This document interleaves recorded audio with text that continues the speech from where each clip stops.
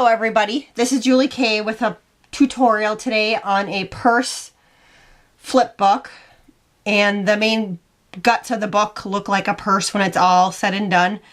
I will attach photos at the beginning of the video so that you can kind of see what it looks like, so you know whether or not you want to play along with me and make this cute little purse flip book. So to begin with, you are going to need 2 envelopes.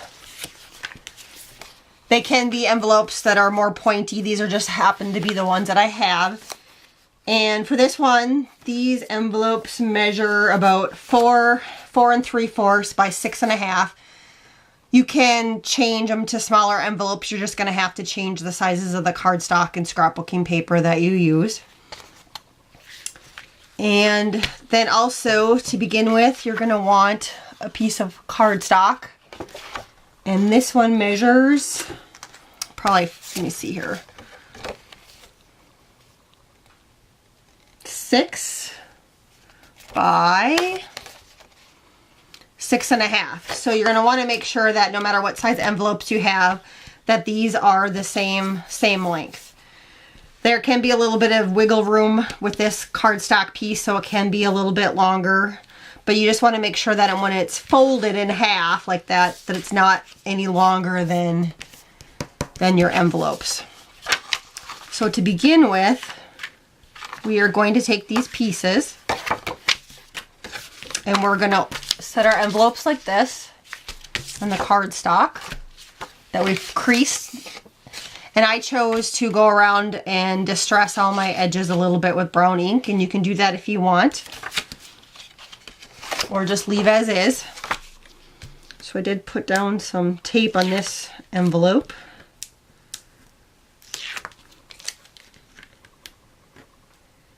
And I'm just using some score tape, or I think the brand is Express It. But any type of tape, or the red line tape will work. You could probably also use glue, but I'd recommend maybe using a glue stick because it's a little bit drier of a glue versus the liquid glue, so your paper doesn't buckle. And I'm just going to line it up. You just want to make sure that you don't attach your cardstock after the fold in the top of the envelope. So I'm just lining it up right before the fold.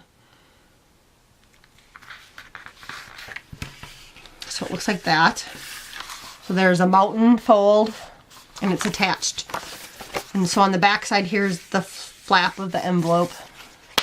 So we're going to do the same thing then on this side with the envelope, and I did not pre-tape that, so that wasn't very smart on my part.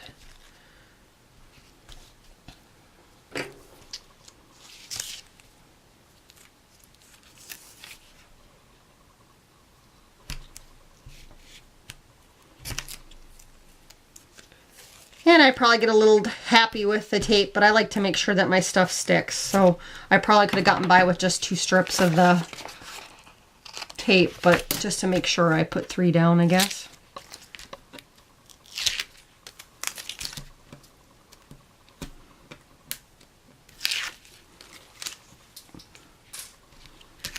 So again, we're going to line it up, making sure that we're not putting our cardstock over the fold flap of the envelope. So just lining it right up like that. Okay. So now we have what kind of looks like that. So on this side, we are going to now flip it over and do the covers of our book here. So we flipped it over, and I'm going to put some cardstock or scrapbooking paper and start decorating it a little bit. And so you just want to cut your paper just a little shorter than your envelope size. So again, my envelope was 6.5 long here. And so these pieces are about 4.5 by 6 1/4.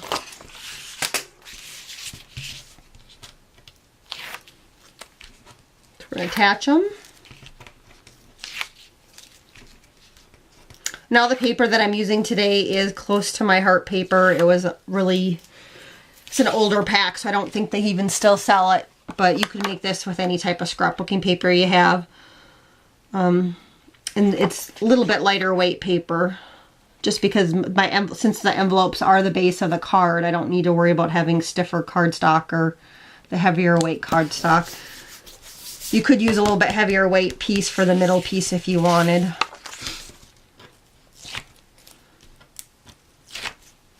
I think my little middle piece is maybe a 64-pound weight cardstock. It was just in some of my scraps.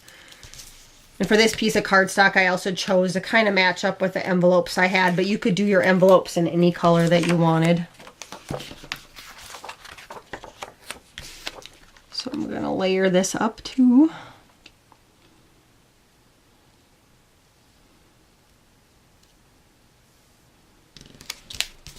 Okay, next we're going to cover these two pieces right here and cover up our flaps of the envelope. And for this, you're going to want to cut 4 pieces because you're also going to layer them up on the inside. So these ones are 2 3/4 by about 6 1/4. And so you just want to make sure that it just stays inside where your folds are. So like I said, we'll use 2 on the front and 2 here.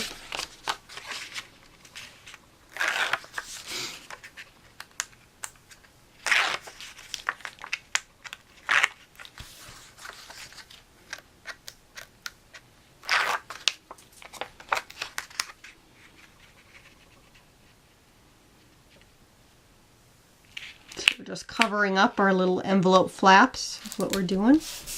And again, I chose on this cardstock, since it was lighter, I did distress the edges again with some ink. That's just purely optional, though. You don't have to do that. But I did all that before I sat down to do the tutorial, just to make the tutorial go just a little bit faster.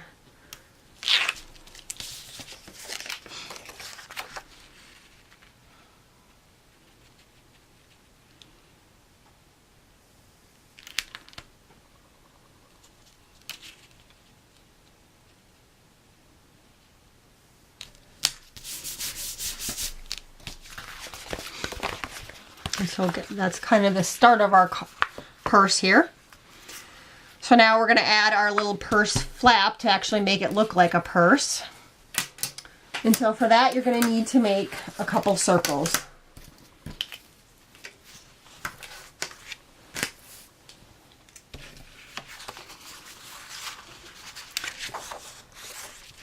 And for the base of the circles, I would recommend using just a cardstock, just because you're going to open and close the purse flap quite a bit. And so this circle is 6 1/4. And I just used a little compass thing here to make it. You could use your Cricut or Silhouette machine, or if you had a really big circle die cut, you could use that, but I didn't have one. So, and if nothing else, you can always find like a bucket or something that you can trace around to make a circle. So if you don't have a circle cutter or something, you can use, or a circle cutter if you own a circle cutter. So you will want to make sure that once you've cut out your circles, so this one is a 6 1/4 and this one is a 6-inch circle that's going to lay on top of it eventually. You are going to want to fold it or crease it down the middle, which I already pre-did before this video. And I forgot to grab my bone folder, so.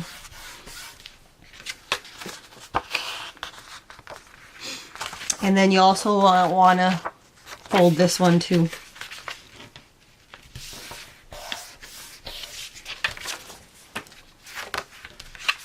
So what I'm going to do on this circle is you're going to want to cut, because we're going to want to put a piece of ribbon in it so that we have a purse handle on it. And I already measured. I don't think you can see it on here, but if you go in on each of your fold lines and mark at 1 inch from each edge. And then from that 1 inch, you're just going to want to go out a 1/4 of an inch because we're going to draw a slit or cut a slit. So take out an X-Acto knife or whatever you want to use to cut. And we're just going to cut there.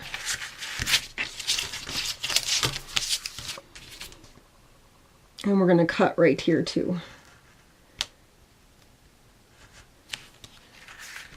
So I don't know if you can kind of see that or not, but I have a little cut right in here.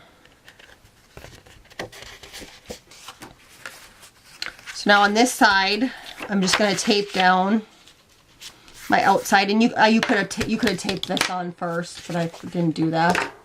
I forgot to do that.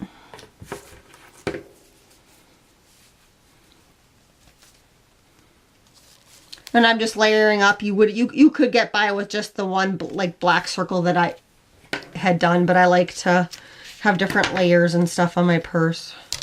Flipbook here, so it just adds to it to have a little bit more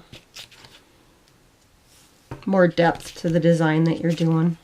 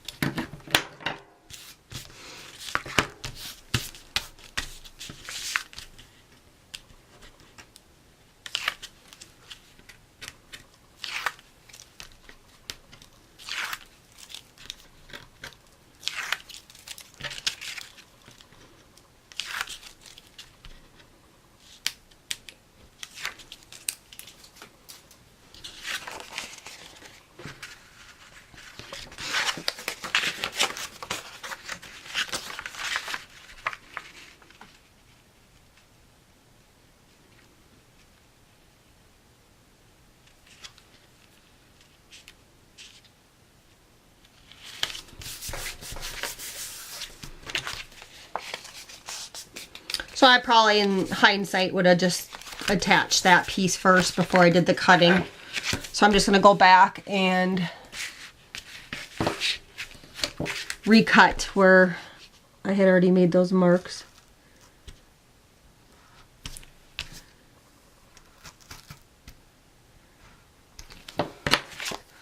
So again, I don't think it's going to show very well on this side, but I did just cut just a little bit. And since some of this scrapbooking paper tore, I'm just going to lift it up a little bit there. So basically what we're going to do now is we are going to attach some ribbon, but I just wanted to kind of give you an idea what it's going to look like here. Our book's going to look like that, so it'll look like a purse when you hold it this way.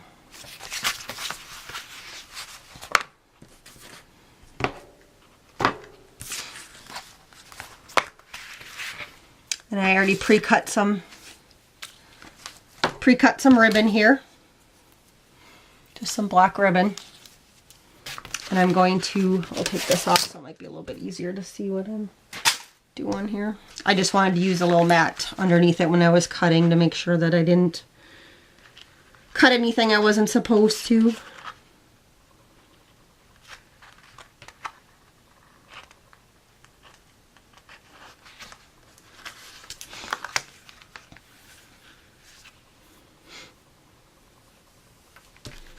So I'm just sticking the ribbon into the slots that I had cut out of the circle. And some of you gals with the longer fingernails, it's probably get them in faster than I do, but. So that's going to be our little handle on our purse. So what I like to do now is I like to tape these down a little bit, just to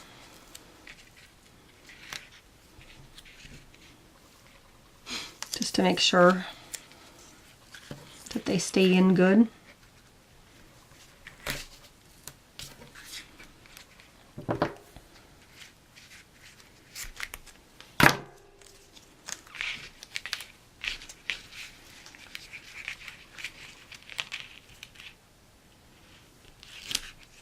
Just taping down the ends of the ribbon.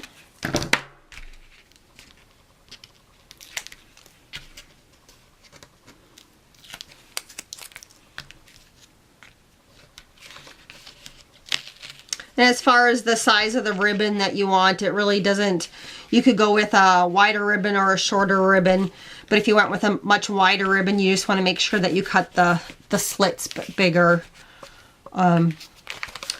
But there's our kind of our little purse thing. And so I'm just going to put tape just on this side where we glued our ribbon down to, so that we can attach it to our book.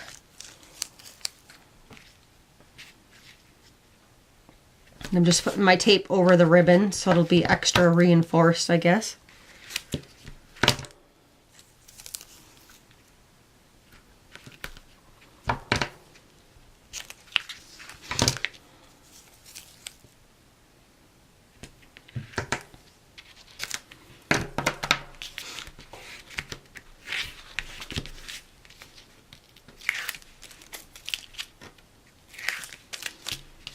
And since I went over a little bit with that tape there, I'm just going to fold it in so that it's not sticking outside of my book. So now we're going to just close our envelope book again. And on this side right here, we're going to attach the back part of our purse. I'm just going to line it up, and I'm just going to make sure that I'm not gluing my envelope part past where the fold is. So usually I just hold my fold up and just layer it in. So again, you could use almost any size circle that you wanted here. You just want to make sure that it probably isn't longer than your envelope.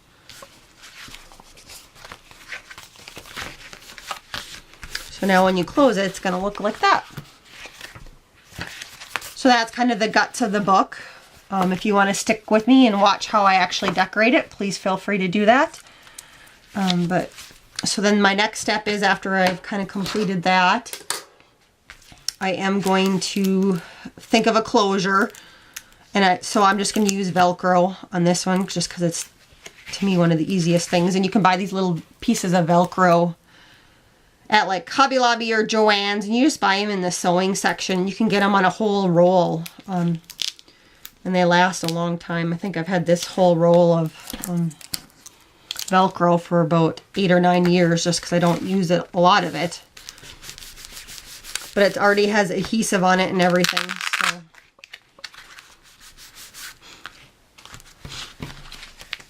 So far that's what our little purse is looking like.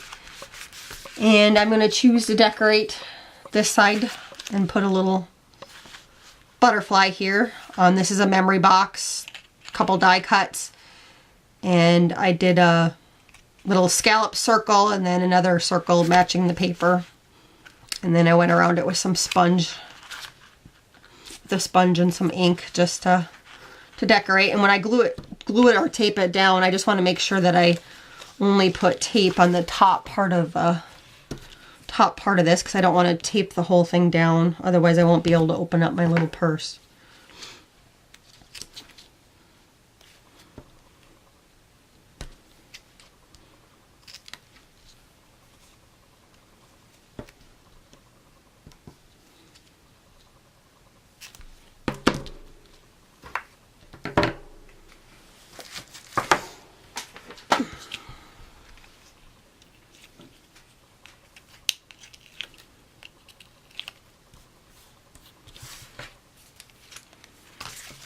I'm just going to make sure that, again, that I'm not going past where I have tape. So right about there.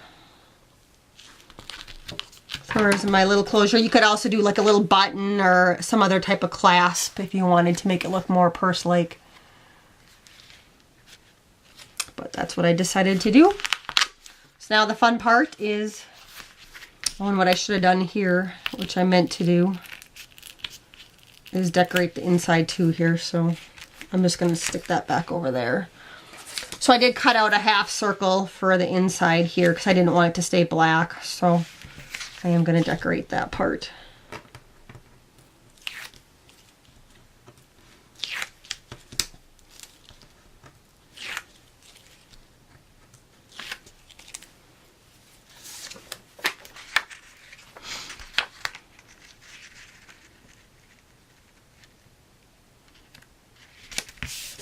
there. Now it should be better. So oops on that part on my part, I guess. But you wouldn't have to decorate the inside part if you didn't, if you just wanted to leave it black. So now those other pieces that I had you cut for the back side, I'm going to adhere those two next in the middle. If I can get the tape up. Doesn't that always seem to happen when you're on video, that nothing wants to cooperate?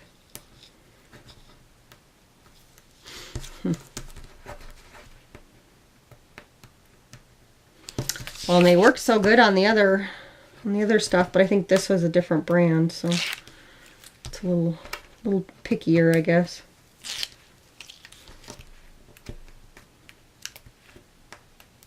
There we go.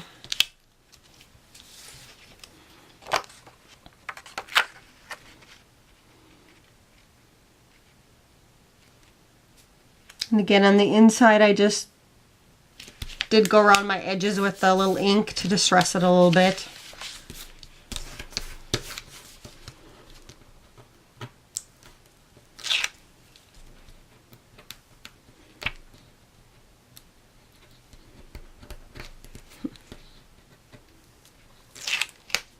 Let's see if I can grab this other piece here. The back of the tape just does not want to come up today.